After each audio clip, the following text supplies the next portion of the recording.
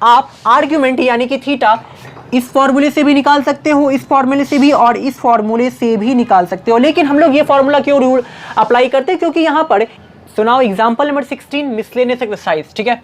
Convert the complex number z is equal to iota minus 1 by cos pi by 3 plus iota sine pi by 3 in the polar form, यानी कि दिए गए complex number को आपको polar form में represent करना है। और पोलर फॉर्म क्या होता है ये मैं आपको बता चुका हूँ ना। दिए गए कॉम्प्लेक्स नंबर को अगर हम लोग r into cos theta plus iota sine theta के टर्म में अगर रिप्रेजेंट कर दिए तो ये फॉर्म कहलाता है पोलर फॉर्म हमारा। सुनाओ पहले तो हम लोग इस दिए गए कॉम्प्लेक्स नंबर को कॉम्प्लेक्स नंबर के टर्म में यानी कि x प्लस आयोटा y के टर्म में इसको रिप्रेजेंट करेंगे। तो क्या दिया हुआ है, z is equal to iota minus 1 upon cos pi by 3 plus iota sine pi by 3। तो ये तो आयोटा माइनस 1 ही हो गया, देन कॉस पाई बाई 3 यानी कि कॉस 60 1 बाई 2 हो गया ये कॉस 60, और ये plus iota sine pi by 3 यानी कि साइन 60 रूट 3 बाई 2 हो गया ये मेरा। ये आयोटा रूट 3 अपॉन 2 हो गया, sine pi by 3 root 3 by 2, ठीक है। फर्दर इसको सॉल्व करें जरा सा, तो ये हो जाएगा मेरा इधर से आयोटा माइनस 1 अपॉन यहाँ 2 एलसीएम, तो ये रूट 3 1 प्लस आयोटा रूट 3 देगा मुझे। नाउ इस 2 को ऊपर, तो 2 into iota minus 1 by 1 plus iota root 3।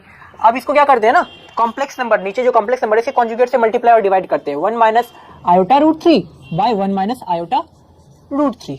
Okay, तो जब डिवाइड कर मल्टीप्लाई डिवाइड किया जाए तो मुझे z इज इक्वल टू क्या मिलेगा, ये वाला टर्म मल्टीप्लाई कर रहे हैं, ठीक है। 2 इंटू तो रहेगा ही साथ में, तो i इंटू 1 आई देन उसके बाद i इंटू माइनस, तो पहले तो ये माइनस हो जाएगा और i स्क्वायर हो जाएगा, देन ये रूट 3 होगा, और i स्क्वायर होता है -1 मालूम है हम लोगों को, तो इसको प्लस कर देगा ये, तो 1 प्लस रूट 3 हो गया।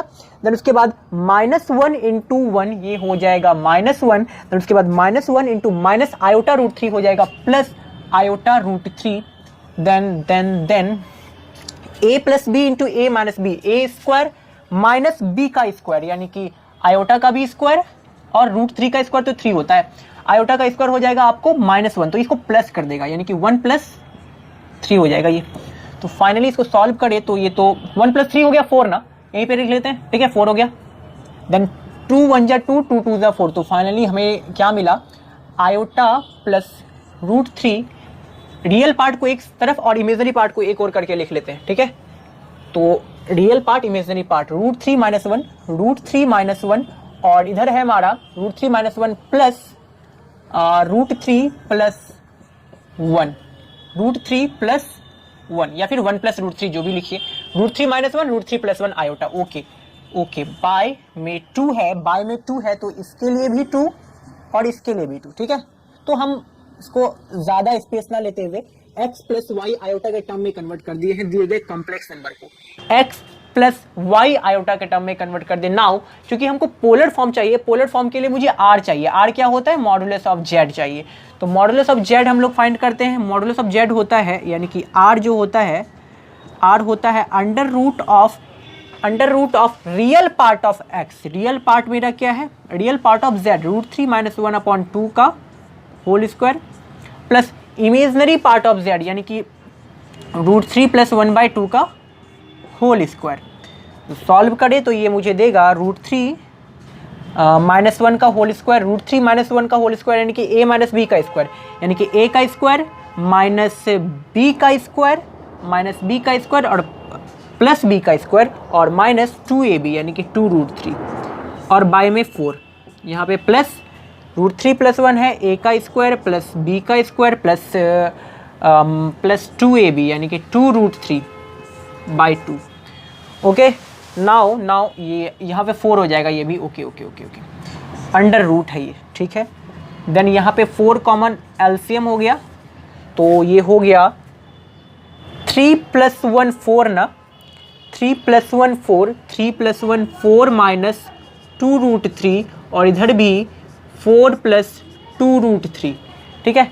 तो प्लस रूट यहाँ पे प्लस है प्लस 2√3 और -2√3, -2√3 प्लस 2√3 खत्म। 4 + 4 8 हो गया, 4 + 4 हो गया 8, ये रूट है ये, ठीक है, याद रखना है।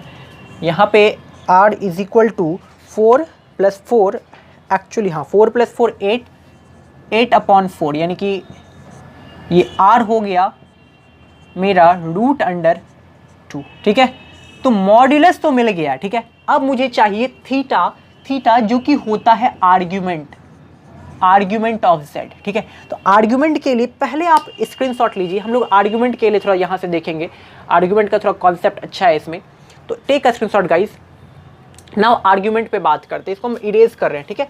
r मेरा मॉड्यूलस हमारा मिल चुका है दिए गए कॉम्प्लेक्स नंबर का, क्योंकि पोलर फॉर्म में कन्वर्ट करने के लिए आर्ग्यूमेंट और मॉड्यूलस ऑफ दिए गए कॉम्प्लेक्स नंबर का मॉड्यूलस और आर्ग्यूमेंट दोनों चाहिए होता है। तो हमने एक तो काम कर लिया है, अब मुझे आर्ग्यूमेंट चाहिए, तो टेक अ स्क्रीनशॉट गाइस, इसको इरेज कर रहे हैं हम।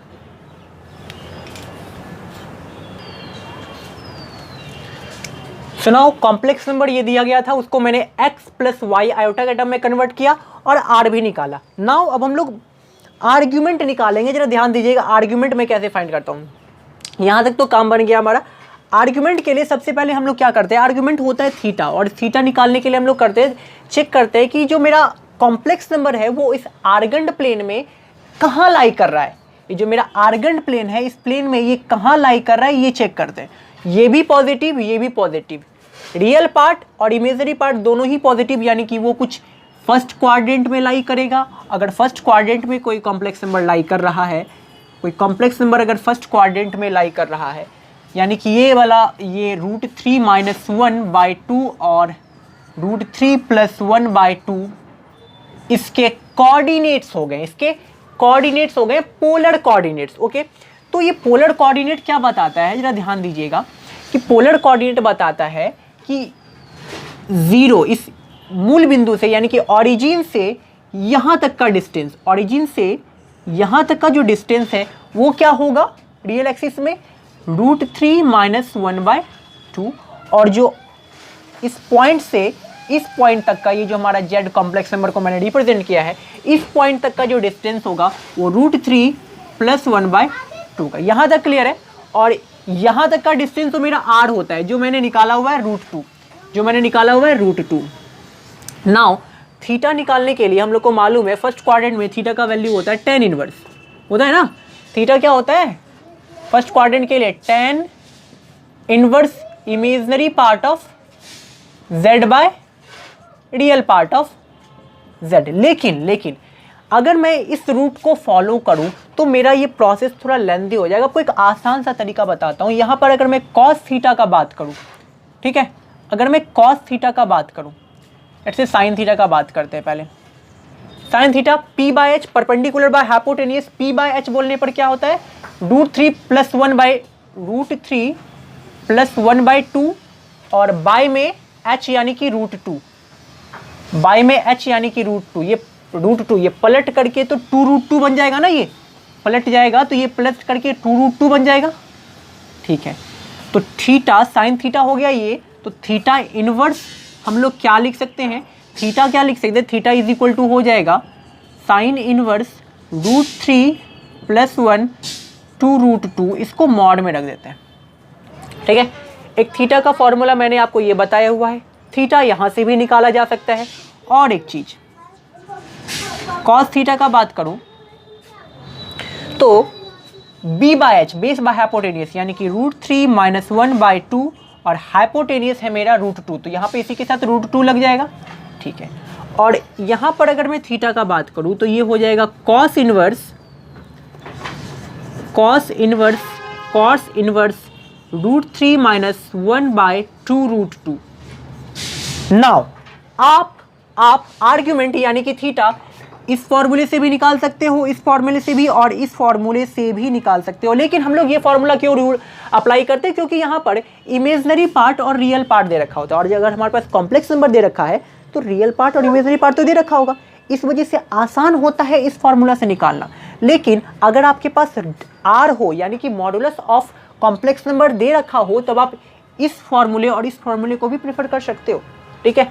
नाउ मैं इस फॉर्मूला का यूज करके आपको बताता हूं कि इस दिए गए कॉम्प्लेक्स नंबर का मैं आर्ग्यूमेंट कैसे निकालूंगा, theta is equal to cos inverse, cos inverse क्या होता है, √3 - 1 बाय 2√2 का ये मॉड लगा हुआ है। ओके तो कॉस इनवर्स यहाँ पे अगर ध्यान दिया जाए तो मैं इसको ऐसे करके लिख सकता हूँ, √3/2 into 1/2 minus 1/2 into 1/√2।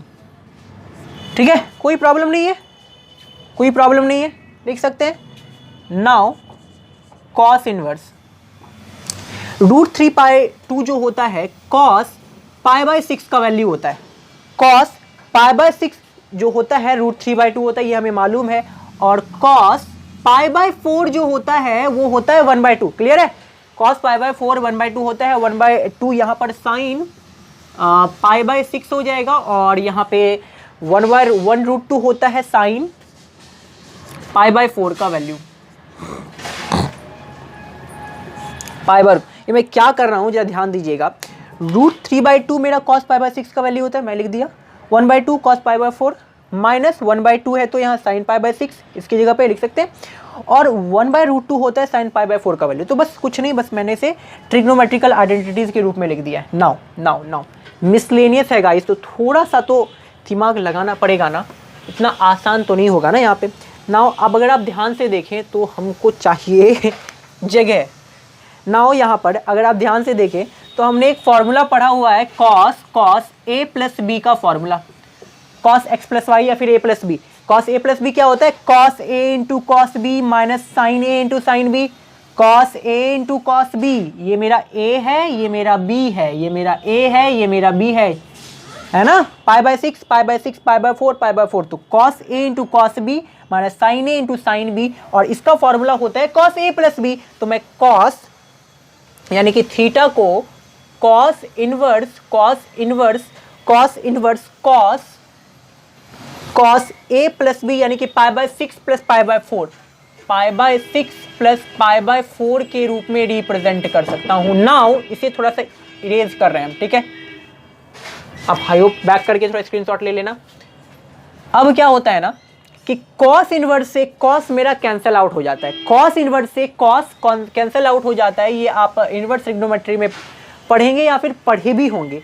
cos inverse से cos मेरा कैंसिल हो जाता है, sin से sin इनवर्स कैंसिल हो जाता है, tan इनवर्स से tan कैंसिल हो जाता है, cos इनवर्स से cos कैंसिल हो गया, तो क्या बच गया π/6 प्लस π/4, यानी कि थीटा इज इक्वल टू इसका एलसीएम हो जाएगा 24 ले लेते हैं एलसीएम, 6 4 जा, ठीक है।